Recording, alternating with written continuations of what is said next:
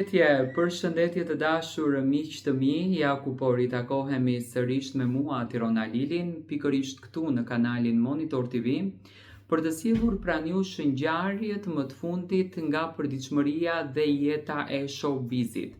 Do të flas për Brikenën dhe për Mateon. Brikena dhe Mateo ditëve të fundit kanë qenë më së shumti se kur bashkarisht.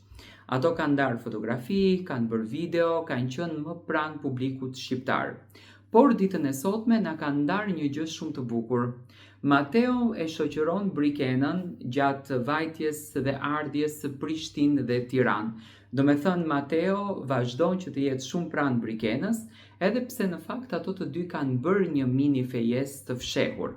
Arritëm të kuptojmë që familja e Mateos i ka dhuruar një unaz Brikenës, që do me thënë atë natë kur e pritën me lule, me trëndafila, që ja kishte bërë surprizën Casey, pikërisht atë natë do me thënë Brikena ka takuar dhe vjerin dhe vjerën që kanë zyrtarizuar deri diku marrëdhënien e tyre.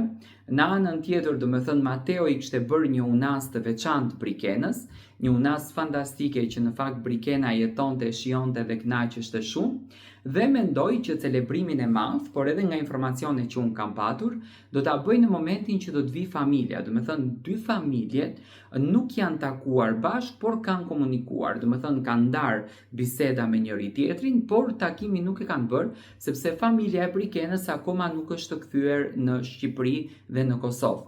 Brikena duket shumë e lumtur, ajo ka dashur që këtë momentin kaq fantastik dhe kaq glamur në jetën e tyre ta ndajë me të gjithë fansat, dhe duket që çifti do me thënë është i lumtur shpirtërisht që po realizon ëndra të tilla. Rikthimi i Brikenës në televizionin Top Channel dhe pikërisht në shtëpinë e Big Brotherit është një mirësi që Brikena në fakt e ka marrë dhurat këtë gjë. Do me thënë Brikena është duke jetuar, Brikena ka bërë dhe fejesën dhe çifti dashurinë e tyre e ka zyrtarizuar edhe më shumë.